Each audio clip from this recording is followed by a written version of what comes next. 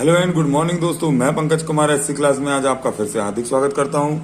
I hope दोस्तों आपकी सुबह बहुत ही स्वस्थ और मस्त होगी और आप सभी लोगों की पढ़ाई बहुत अच्छी चल रही होगी। तो चलिए दोस्तों, उठो लाल अब आगे खोलो और जीके जीएस लाया हूं, सिलेक्शन ले लो।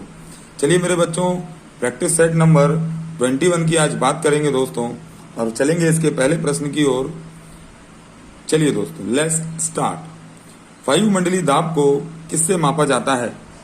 चलिए दोस्तों, कैस करेंगे आप सभी लोग। तो option number B is your right answer. Barometer के द्वारा बच्चों हम लोग वायुमंडल के दाब को मापते हैं। चलेंगे मेरे बच्चों क्वेश्चन नंबर 2 की ओर। पृथ्वी पर जल कितने प्रतिशत भाग पर फैला हुआ है?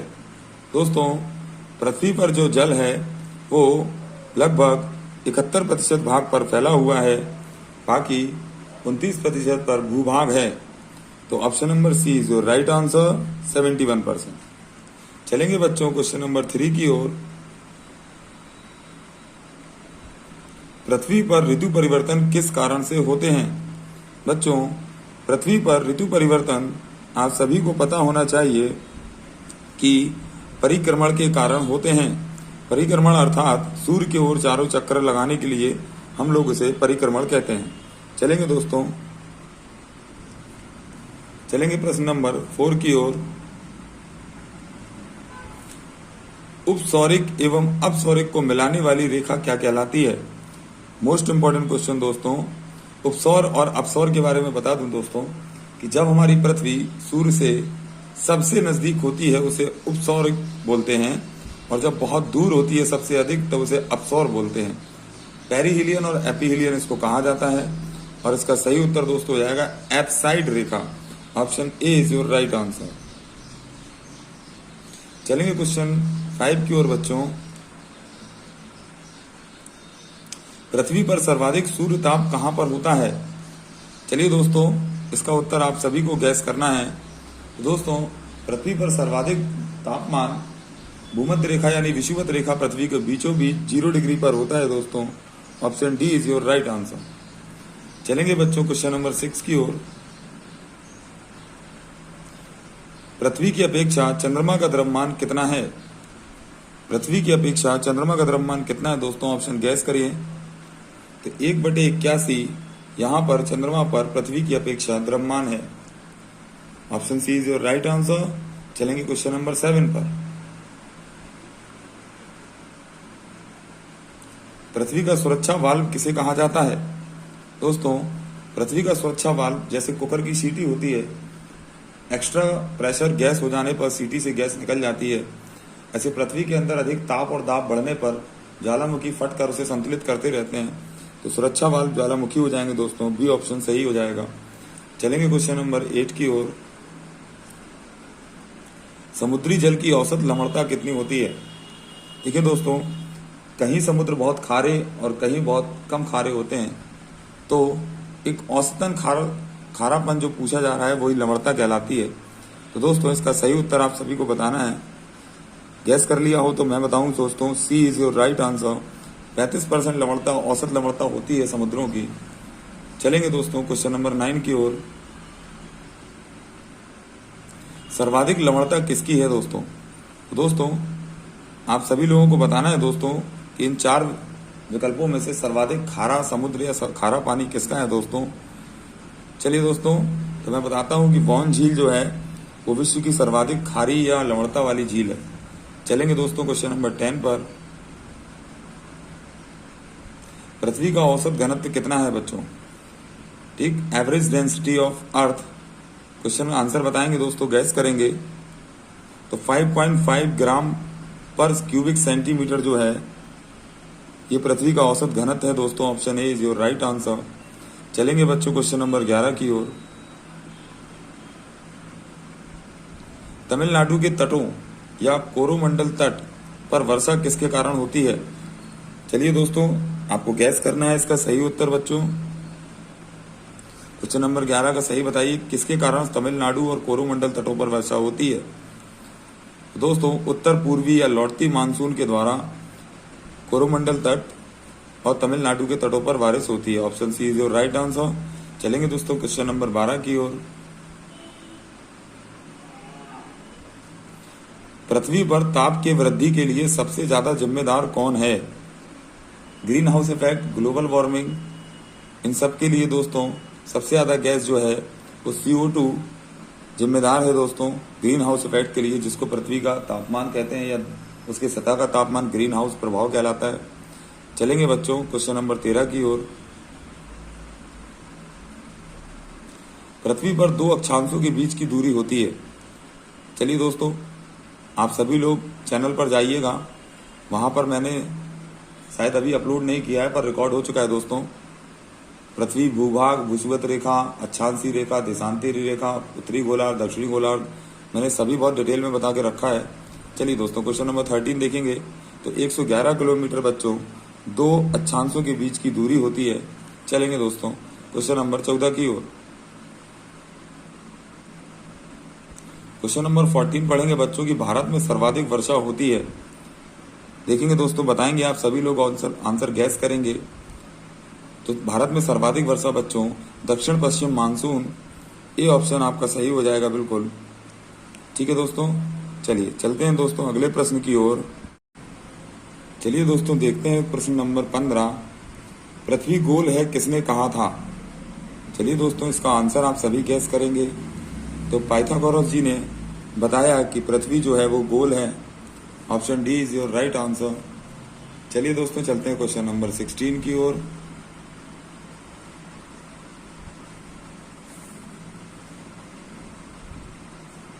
ओजोन परत किस मंडल में पाई जाती है? दोस्तों बहुत ही सरल क्वेश्चन, बहुत मोस्ट इंपॉर्टेंट है दोस्तों। चलिए सब बताएंगे इसका आंसर कि ओजोन परत जो है वो किस मंडल में। तो वायुमंडल के हमारे 5 भाग हैं दोस्तों। सबसे पहले क्षोभ मंडल, उसके ऊपर संताप मंडल, फिर मध्य मंडल, फिर आयन मंडल और फिर बहिर मंडल। इनमें से किस में ओजोन लेयर जो है वो पाई जाती है? इसका सही उत्तर आप सभी लोग बताएंगे। तो संताप मंडल दोस्तों इसका सही उत्तर है। संताप मंडल की ऊपरी सतह पर ओजोन लेयर पाई जाती है जो पराबैंगनी किरणों से हमारा रक्षण करती है। चलेंगे क्वेश्चन नंबर 17 पर। ध्रुवीय एवं विषुवतीय व्यास के बीच अंतर जो होता है वो कितना होता है दोस्तों? ठीक है ना दोस्तों, तो बहुत ही मोस्ट इंपॉर्टेंट क्वेश्चन है दोस्तों। मैं बता रहा हूं कि आप अगर वीडियो देखेंगे तो आपको सब पता चलेगा। क्वेश्चन नंबर 17 का आंसर दोस्तों सही हो जाएगा 42 kilometre. Option B is your right answer. चलते हैं दोस्तों अगले क्वेश्चन 18 की ओर। महासागरों की औसत गहराई कितनी होती है? गैस करेंगे मेरे बच्चों कि महासागरों की औसतन गहराई कितनी होती है। Option D is your right answer. 4000 metre ये समुद्र की या महासागरों की औसतन गहराई होती है। चलेंगे क्वेश्चन नंबर 19 पर बच्चों। वायुमंडल की सबसे निचली परत कौन सी होती है? तो दोस्तों अभी मैंने आपको नाम गिनाए, ठीक है ना, कि क्षोभ मंडल, संताप मंडल, आयन मंडल, मध्य मंडल, आयन मंडल और बहिर मंडल। तो दोस्तों सबसे निचली परत का नाम हमारा क्या हो जाएगा? क्षोभ मंडल हो जाएगा। Option A is your right answer. चलेंगे बच्चों क्वेश्चन नंबर 20 की ओर। पृथ्वी किस दिशा में घूम रही है? चलिए दोस्तों, तो हमारा जो सूर्य पूर्व से उगकर पश्चिम में डूब जाता है, इसका कारण पृथ्वी का घूर्णन है। ठीक है ना दोस्तों, तो पर घूर्णन क्लॉकवाइज या एंटी क्लॉकवाइज या पूरब से पश्चिम या पश्चिम से पूर्व हो रहा है, ये सही अंतर आपको बताना है। दोस्तों पश्चिम से पूर्व हमारी पृथ्वी जो है वो घूम रही है, इसी कारण सूर्य पूर्व से उगकर पश्चिम में डूब जाता है। चलेंगे क्वेश्चन नंबर 21 पर। पृथ्वी को अक्ष पर घूमने की क्रिया कहलाती है। तो पृथ्वी जो खड़े खड़े अपने अक्ष पर 23.5 डिग्री पर घूम रही है बच्चों, तो यह प्रक्रिया कहलाती है। आप सभी को पता होगा कि इसको परिभ्रमण कहते हैं और सूर्य के चारों ओर चक्कर लगाने को परिक्रमण कहते हैं। चलेंगे क्वेश्चन नंबर 22 की ओर। पृथ्वी पर दिन और रात कैसे होते हैं बच्चों? तो क्वेश्चन नंबर 22 का आंसर आप सभी को बताना है कि पृथ्वी पर दिन और रात जो कि घूर्णन या परिभ्रमण के कारण अपने अक्ष पर घूमने के कारण होते हैं। Option A is your right answer बच्चों। चलेंगे प्रश्न नंबर 23 की ओर। दिन और रात बराबर होते हैं दोस्तों, ऐसी समय को हम लोग इक्विनॉक्स या विषुव के नाम से जानते हैं। चूंकि मेरा जन्मदिन भी इसी दिन हुआ था तो मुझको बहुत अच्छे से पता है। मतलब साइंस में अगर मैंने कुछ पहले सीखा तो यही सीखा। तो दिन और रात बराबर होने की घटना को विषुव या इंग्लिश में इक्विनॉक्स कहते हैं दोस्तों। ठीक, ऐसा 23 सितंबर और 21 मार्च 2 दिन होता है दोस्तों, ठीक है ना। तो अभी इसका आंसर सही हो जाएगा दोस्तों कि विषुवत रेखा पर दिन और रात बराबर होते हैं, ठीक है ना। तो option number C is your right answer दोस्तों। चलिए चलेंगे बेटा क्वेश्चन नंबर 24 की ओर। भूपर्पटी पर O2 की प्रतिशत मात्रा कितनी होती है? चलिए दोस्तों बताएंगे कि जमीन की सतह पर O2 यानी ऑक्सीजन की मात्रा कितने प्रतिशत पाई जाती है। तो 46.6% ऑक्सीजन पाई जाती है भूपर्पटी पर अर्थ क्रस्ट पर। Option A is your right answer. चलेंगे बच्चों क्वेश्चन नंबर 25 की ओर। अंतर्राष्ट्रीय तिथि रेखा कहलाती है। चलिए दोस्तों देखिए, दो रेखाएं हमने भूगोल पर मानी हुई हैं, एक अंतर्राष्ट्रीय तिथि रेखा और एक अंतर्राष्ट्रीय मानक समय रेखा दोस्तों, ठीक है ना। एक 0 डिग्री और एक 180 डिग्री होती है। तो तिथि रेखा की अगर हम बात करेंगे दोस्तों, ठीक है ना, तो 180 डिग्री देशांतर रेखा जो है वो तिथि बताती है हमको, और 0 डिग्री जो है वो मानक समय बताती है। तो ऑप्शन डी 180 डिग्री सही आंसर हो जाएगा। चलेंगे क्वेश्चन नंबर 26 की ओर। भारत का मानक समय कहलाता है। तो भारत का मानक समय दोस्तों कहाँ से माना जाता है? तो जैसे पूरी पृथ्वी का 0 डिग्री से होता है, तो पृथ्वी का दोस्तों 82.5 डिग्री से माना जाता है दोस्तों। सही उत्तर इसका सही गैस करेंगे तो क्या हो जाएगा दोस्तों? 82.5 डिग्री पूर्वी देशांतर रेखा। Option B is your right answer. चलेंगे मेरे बच्चों क्वेश्चन नंबर 27 पर। भूपर्पटी में प्रचुर मात्रा में पाए जाने वाला तत्व कौन सा होता है? तो अर्थ क्रस्ट पर जो सबसे ज्यादा पाया जाने वाला तत्व है मेरे बच्चों, आप सभी को शायद पता भी होगा, ठीक है ना। तो भूपर्पटी पर पाया जाने वाला जो तत्व है अधिकतर मात्रा में दोस्तों, वो मैग्नीशियम हो जाएगा। और धातु पूछ लेता तो एल्युमिनियम हो जाता मेरे बच्चों। चलिए चलते हैं बच्चों क्वेश्चन नंबर 28 पर। विषुवत रेखा पर दो देशांतरों के बीच अधिकतम दूरी कितनी होती है? तो दोस्तों अक्षांशों के बीच में 111 किलोमीटर होती है, जबकि देशांतरों के बीच में मेरे बच्चों 111.32 किलोमीटर होती है। Option C is your right answer. चलिए दोस्तों क्वेश्चन नंबर 29 पढ़ेंगे कि समान खारेपन वाली स्थानों को मिलाकर खींची गई रेखा क्या कहलाती है। और चलेंगे दोस्तों इसके विकल्पों की ओर। तो ये रहे दोस्तों इसके विकल्प। समान खारेपन को मिलाने वाली रेखा दोस्तों, ठीक है, आइसोहेलाइन कहलाती है। Option D is your right answer बच्चों। चलिए चलते हैं क्वेश्चन नंबर 30 की ओर। दो देशांतर रेखाओं के बीच की दूरी कहलाती है या है? तो दोस्तों इसका सही उत्तर आपको सभी को बताना है। तो गोरे जो है वो दो देशांतरों के बीच की दूरी को कहते हैं बच्चों। चलेंगे क्वेश्चन नंबर 31 की ओर। पृथ्वी पर ऊर्जा का मूल स्रोत क्या है? दोस्तों ये क्वेश्चन को बताने की कोई आवश्यकता नहीं है, आप सभी को पता है कि पृथ्वी पर ऊर्जा का मूल स्रोत सूर्य होता है बच्चों। चलिए चलेंगे क्वेश्चन नंबर 32 की ओर। पृथ्वी पर आयु ज्ञात करने की विधि है। ये क्वेश्चन भी दोस्तों आपने कई बार सुना होगा, मोस्ट इंपॉर्टेंट है, स्टैटिक जीके का ताबड़तोड़ प्रश्न है दोस्तों, याद रखेंगे। तो यूरेनियम डेटिंग जो है वो पृथ्वी की आयु बताने की विधि है। और अगर जीवाश्मों की बताना होती तो कार्बन डेटिंग आंसर हो जाता। Option B is your right answer. अभी पृथ्वी की आयु यूरेनियम डेटिंग से पता करते हैं। चलेंगे क्वेश्चन नंबर 33 की ओर। पृथ्वी 1 घंटे में घूमती है दोस्तों, इसका सही उत्तर गैस करिए। तो पृथ्वी 1 घंटे में दोस्तों 15 डिग्री देशांतर घूम जाती है। Option C is your right answer बच्चों। चलेंगे क्वेश्चन नंबर 34 पर बच्चों। क्षोभ मंडल में प्रति 165 मीटर की ऊंचाई पर तापमान कितना कम हो जाता है? चलें दोस्तों बताएंगे इसको सही आप। क्वेश्चन नंबर 34 का आंसर, तो option D is your right answer. 1 degree Celsius 165 metre की ऊंचाई पर कम हो जाता है। क्वेश्चन नंबर 35 देखेंगे बच्चों कि पृथ्वी के अंदर प्रति 32 मीटर की गहराई में जाने पर तापमान में कितने प्रतिशत की वृद्धि होती है? चलिए दोस्तों ऑप्शन गैस करना आपका काम है, ठीक। चलिए दोस्तों, तो 32 मीटर की गहराई पर जाने पर पृथ्वी के तापमान में 1 डिग्री सेल्सियस की बढ़त हो जाती है। चलेंगे क्वेश्चन, ठीक है ना दोस्तों। और 165 मीटर ऊंचाई पर जाने पर 1 डिग्री सेल्सियस और 32 मीटर नीचे जाने पर 1 डिग्री सेल्सियस। चलेंगे क्वेश्चन 36 पर बच्चों। पृथ्वी का सुरक्षा कवच कहलाता है। चलो दोस्तों, तो सुरक्षा वाल्व जैसे ज्वालामुखी होता है, वैसे सुरक्षा कवच क्या कहलाता है मेरे बच्चों, चलिए बताएंगे। तो ओजोन परत जो है जो समताप मंडल में पाई जाती है, पराबैंगनी किरणों से हमारी रक्षा करती है। तो ए ऑप्शन सही हो जाएगा, ओजोन परत सुरक्षा कवच कहलाता है पृथ्वी का। क्वेश्चन नंबर 37 पर चलेंगे